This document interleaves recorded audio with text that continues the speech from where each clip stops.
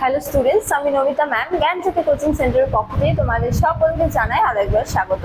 তো স্টুডেন্টস, আজকের ক্লাসে আমরা যে বিষয় নিয়ে আলোচনা করব তা হলো মগধের উত্থানের পেছনে যে ভৌগোলিক ও অর্থনৈতিক কারণগুলি দায়ী ছিল তার নিয়ে। ঠিক আছে, অর্থাৎ মগধের উত্থানের পেছনে একাধিক ভৌগোলিক কারণ ও অর্থনৈতিক কারণ পরিলক্ষিত হয়, সেই কারণগুলি নিয়ে আজকের ক্লাসে আমরা আলোচনা করব। তো চলো দেরি না করে আমরা আজকের আলোচনা শুরু করি। তো আলোচনা শুরু করার পূর্বে তোমরা একটা ছোট্ট ইনফরমেশন দিয়ে রাখি যে তোমরা যারা যারা ভাবছো তোমরা এই সেমিস্টারে আমাদের সাথে অনলাইনে যুক্ত হবে, তোমরা এখানে দুটো নম্বর দেখতে পাচ্ছ। এই দুটো নাম্বার হলো 7076398606 এবং আরেকটি হলো 6295916282। তো তোমরা এই দুটো নাম্বারের মধ্যে যে কোনো একটিতে যোগাযোগ করে কিন্তু আমাদের সাথে যুক্ত হতে পারো। এছাড়া তোমাদেরকে একটু কোর্স ডিটেলসটাও বলে রাখি যে তোমাদের যাদের যাদের মেজর কোর্স রয়েছে তোমাদের জন্য যে কোর্স ফিটা রাখা হয়েছে সেটা রাখা হয়েছে 1299 টাকা। এছাড়া তোমাদের যাদের যাদের মাইনর কোর্স রয়েছে তোমাদের জন্য যে কোর্স ফিটা রাখা হয়েছে সেটা রাখা হয়েছে 699 টাকা। তো স্টুডেন্টস, এই ছিল ইনফরমেশন। এবারে আমরা আজকের আলোচনা শুরু করব। তো আলোচনার বিষয় প্রথমেই বললাম যে মগধের উত্থানের পেছনে যে একাধিক ভৌগোলিক ও অর্থনৈতিক কারণগুলি দায়ী ছিল সেগুলো নিয়ে। ঠিক আছে, তো দেখো ভৌগোলিক কারণগুলির মধ্যে প্রথমতম বলা যায় যে প্রাকৃতিক দুর্গ ও জলদুর্গ, যেমন রাজগৃহ। ঠিক আছে, তো মগধের প্রাথমিক পর্বের রাজধানী কি ছিল? রাজগৃহ। ঠিক আছে, তো মগধের প্রথম রাজধানী এই যে রাজগৃহ, এই রাজগৃহ ছিল 5টি পর্বত বেষ্টিত একটি অত্যন্ত সুরক্ষিত দুর্গ। তো এটি ছিল শত্রু আক্রমণের জন্য প্রায় ভেদ্যহীন এক প্রাকৃতিক দুর্গ। ঠিক আছে, তো এই রাজগৃহ চারদিক থেকে 5টি পর্বত দ্বারা পরিবেষ্টিত ছিল, অর্থাৎ 5টি পর্বত দ্বারা ঘিরে ছিল, অত্যন্ত সুরক্ষিত।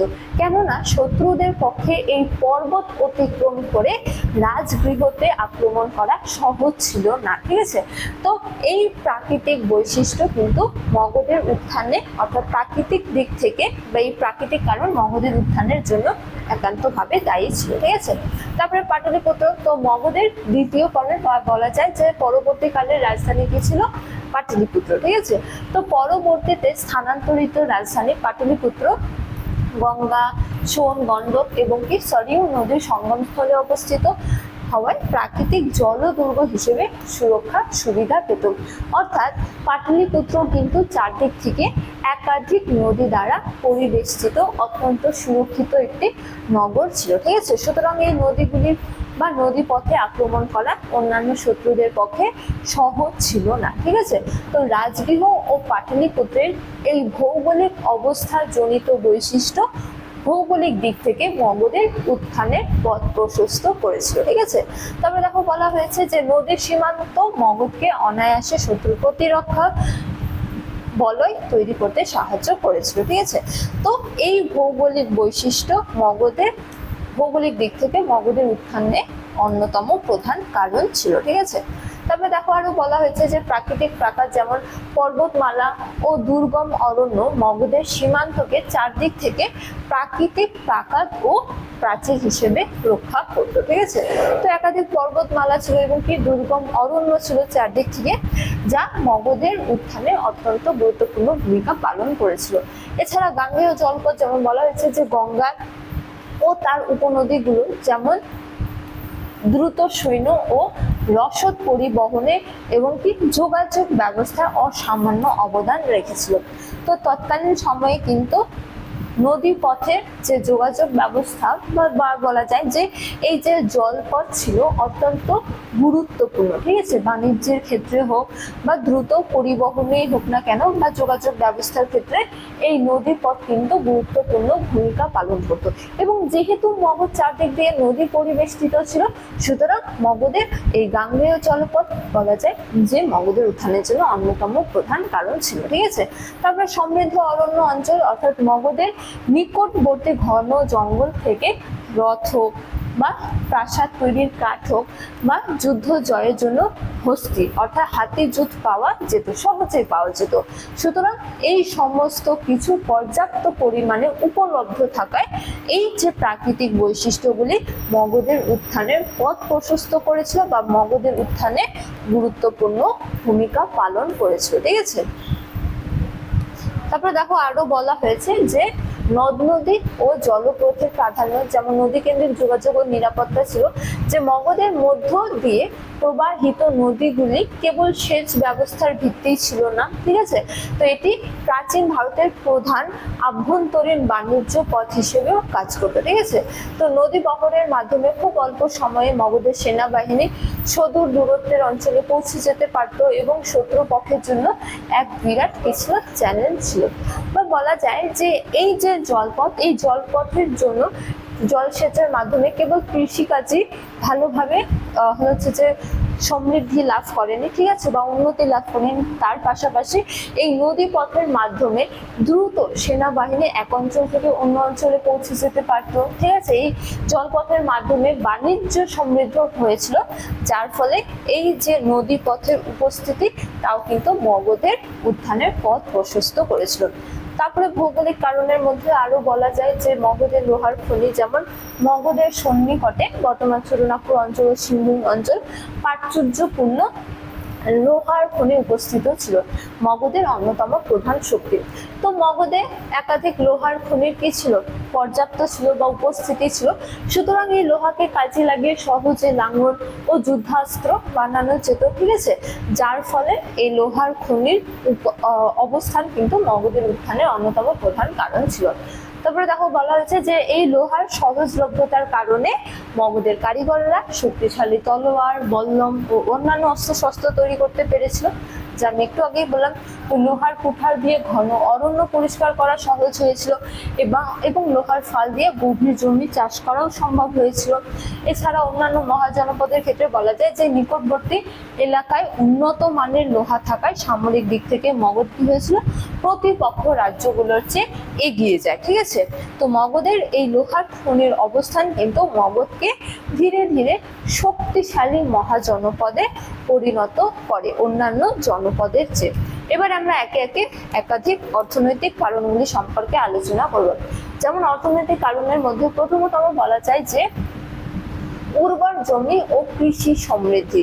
যেমন দেখো বলা হয়েছে পলিমাটি ও বিপুল ফসল উৎপন্ন হতো, যে গঙ্গা, সোন, তারপরে গন্ডক নদী পলিমাটি মগধের জমিকে অত্যন্ত কি করেছিল, উর্বর করে তুলেছিল। অর্থাৎ মগধে একাধিক নদীর অবস্থান ছিল। তো এই নদীর অববাহিকা হওয়ায় মগধ ছিল কি যথেষ্ট উর্বর, যেখানে খুব ভালোভাবে কৃষিকাজ হতো, ঠিক আছে। প্রচুর বৃষ্টিপাত ও নিয়মিত নদীর বন্যায় জমিতে অতিরিক্ত জলসেচের প্রয়োজন হতো না এবং ফলে ধানের বাম্পার ফলন নিশ্চিত হয়েছিল, ঠিক আছে। অর্থাৎ বলা যায় যে উন্নত ধরনের কৃষিকাজ হতো, ঠিক আছে। তো কৃষি ক্ষেত্রে বিপুল উদ্বৃত্ত উৎপাদনের ফলে রাষ্ট্র প্রচুর পরিমাণে রাজস্ব আদায় করতে পেরেছিল, ঠিক আছে। যেহেতু ভালোভাবে কৃষিকাজ বা খুবই উন্নত ধরনের বা সমৃদ্ধভাবে কৃষিকাজ হতো, সুতরাং বলা যায় যে রাজস্ব আদায় করাও কিন্তু সহজ হয়েছিল রাষ্ট্রের পক্ষে এবং এই অর্থ দিয়ে বিশাল ও স্থায়ী সেনাবাহিনী মোতায়েন বা পরিচালনা করাও কিন্তু সহজ হয়েছিল। সুতরাং এই উর্বর জমির ফলে কৃষিকাজের ফলে বা বলা যায় যে কৃষিকাজের হচ্ছে যে খুবই উন্নত হয়েছিল এবং কৃষিকাজে উন্নত হওয়ায় পর্যাপ্ত পরিমাণে খাদ্য উপস্থিত থাকায় তারা কিন্তু অন্যান্য ক্ষেত্রেও মনোনিবেশ করতে পেরেছিল এবং কৃষিক্ষেত্রে যথেষ্ট উন্নত হওয়ায় রাষ্ট্রের পক্ষে রাজস্ব আদায় করাও কিন্তু সহজ হয়েছিল এবং এই রাজস্বকে কাজে লাগিয়ে রাষ্ট্র কিন্তু নানা দিক থেকে উন্নতি সাধন করেছিল, ঠিক আছে। তারপরে দেখো বাণিজ্য ও মুদ্রা ব্যবস্থার ক্ষেত্রে বলা হয়েছে যে মগধে ছাপাঙ্কিত রৌপ্য ও তাম্র মুদ্রার প্রচলন ছিল, ঠিক আছে। তো এর ফলে ব্যবসা বাণিজ্য সহজ হয়ে ওঠে এবং মগধের নদী ও স্থল পথগুলি দিয়ে চম্পা, তাম্রলিপ্ত ও উত্তর ভারতের অন্যান্য যে সমৃদ্ধশালী নগরগুলি ছিল তাদের সাথে নিয়মিত দূরপাল্লার বাণিজ্য চলত, যা রাজকোষকে আরো সমৃদ্ধ করেছিল। অর্থাৎ মগধ কি ছিল, নদী পরিবেষ্টিত ছিল এবং তৎকালীন সময়ে যে দূর পথে বাণিজ্য তা কিন্তু নদী পথের মাধ্যমে কি হতো, পরিচালনা হতো। সুতরাং এই পর্যাপ্ত পরিমাণে নদীপথ থাকায় মগধ কিন্তু ব্যবসা বাণিজ্যের দিক থেকেও যথেষ্ট উন্নত ছিল এবং এই ব্যবসা বাণিজ্যের সমৃদ্ধিও কিন্তু মগধের উত্থানের অন্যতম প্রধান কারণ ছিল, ঠিক আছে। তারপরে এবারে আমরা মগধের সঙ্গে অন্যান্য যে মহাজনপদগুলি রয়েছে তাদের তুলনা করে বলা যায় যে লোহার খনি যেমন একদম নিকটবর্তী স্থানে ছিল, বা বলা যায় যে মগধে লোহার খনি যথেষ্ট প্রাচুর্য ছিল, কিন্তু অন্যান্য যে মহাজনপদ বিশেষত কোশল, অবন্তী সেখানে দূরবর্তী বা সীমিত লোহার খনি ছিল, ঠিক আছে, যার ফলে মগধের উত্থান কি হয়েছিল, সহজ হয়েছিল, এবং অন্যান্য মহাজনপদের উত্থান কিন্তু সহজ হয়নি, ঠিক আছে। তারপরে প্রাকৃতিক পর্বত ছিল মগধের, তারপরে নদী বেড়াজালে সুরক্ষিত মগধ ছিল, ঠিক আছে, কিন্তু অন্যান্য মহাজনপদগুলিতে কি ছিল, সমতল ভূমি ছিল, ঠিক আছে, যার ফলে শত্রুরা সহজে আক্রমণ করতে পারত। সুতরাং এই যে ভৌগোলিক নিরাপত্তা তাও কিন্তু মগধের উত্থানের অন্যতম প্রধান কারণ ছিল। তারপরে কৃষি উৎপাদন, অর্থাৎ গাঙ্গেয় পলি মাটিতে সর্বাধিক উদ্বৃত্ত ফসল হতো, ঠিক আছে, কৃষিকাজ অত্যন্ত উন্নত ধরনের ছিল, ঠিক আছে, কিন্তু অন্যান্য মহাজনপদগুলিতে মধ্যম ও কি তুলনামূলক কম উৎপাদন হতো, ঠিক আছে। তারপরে হস্তি বাহিনী স্থানীয় জঙ্গল থেকে বুনো হাতি সংগ্রহের সুবিধা ছিল মগধের, ঠিক আছে, যার ফলে তাদের হস্তি বাহিনীও ছিল সেনাবাহিনীতে। কিন্তু অন্যান্য মহাজনপদের ক্ষেত্রে বলা যায় যে অশ্ব ও সাধারণ পদাতিক বাহিনীর উপর তারা কি ছিল, নির্ভরশীল ছিল। তো মগধের এই যে বৈশিষ্ট্যগুলি, ঠিক আছে, প্রাকৃতিক, অর্থনৈতিক, তো এই বৈশিষ্ট্যগুলি কিন্তু মগধের উত্থানের পথ প্রশস্ত করেছিল বা মগধের উত্থানে গুরুত্বপূর্ণ ভূমিকা পালন করেছিল, ঠিক আছে। তো দেখো এছাড়াও বলা যায় যে বিভিন্ন যে শত্রুরা বিভিন্ন যে রাজারা ছিল তাদের হাত ধরে বা তাদের যে শাসনকালও কিন্তু, অর্থাৎ যোগ্য শাসকদের প্রাচুর্যও কিন্তু মগধের উত্থানের পথ প্রশস্ত করেছিল, ঠিক আছে। যেমন দেখো হর্ষাঙ্ক বংশের ক্ষেত্রে বলা যায় যে হর্ষাঙ্ক বংশের দুজন শ্রেষ্ঠ রাজা হলেন বিম্বিসার ও কি অজাতশত্রু। তো তারা সাম্রাজ্য বিস্তার করেছিল এবং রাজগৃহকে কি করেছিল, দৃঢ়করণ করেছিল। তারপরে শিশুনাগ বংশের ক্ষেত্রে বলা যায় যে অবন্তী রাজ কি করেছিল, প্রদত্তকে পরাজিত করে একচ্ছত্র আধিপত্য লাভ করেছিল, ঠিক আছে। তারপরে নন্দ বংশ কি করেছিল, মহাপদ্ম নন্দ কর্তৃক বিপুল রাজকোষ ও চতুঙ্গ সেনাবাহিনী গঠন করেছিল। তারপর মৌর্য সাম্রাজ্য কি করেছিল, বিশেষত চন্দ্রগুপ্ত মৌর্য হলো মৌর্য সাম্রাজ্যের একজন শক্তিশালী শাসক। তো তিনি মৌর্য ও অশোকের অধীনে সর্বভারতীয় সাম্রাজ্য স্থাপন করেছিল। অর্থাৎ মগধের এই যে বিভিন্ন সময়ে বিভিন্ন রাজবংশের উত্থান ঘটে এবং এই উত্থানে অর্থাৎ এই বিভিন্ন রাজবংশের যে একাধিক শক্তিশালী শাসক ছিল তাদের অবদান বা বলা যায় যে তাদের রাজত্বকাল, ঠিক আছে, এবং তাদের যোগ্যতা ও দক্ষতার ফলে মগধের উত্থান কি হয়েছিল, সহজ হয়েছিল, ঠিক আছে। সুতরাং এই বিভিন্ন রাজবংশ এবং তাদের অভ্যন্তরীণ বিভিন্ন শক্তিশালী শাসকের শাসনকাল বা রাজত্বকাল বা বলা যায় যে নেতৃত্ব মগধের উত্থানের পথ প্রশস্ত করেছিল, ঠিক আছে। তো এই গেল মগধের উত্থানের একাধিক কারণ নিয়ে আজকের আলোচনা। তো স্টুডেন্টস, এই ছিল আজকের আলোচনার বিষয়। আজকের আলোচনার ক্লাস এতটাই। তোমাদের সাথে দেখা হবে পরবর্তী ক্লাসে। ততক্ষণ তোমরা সকলেই ভালো থাকো, সুস্থ থাকো। Thank you.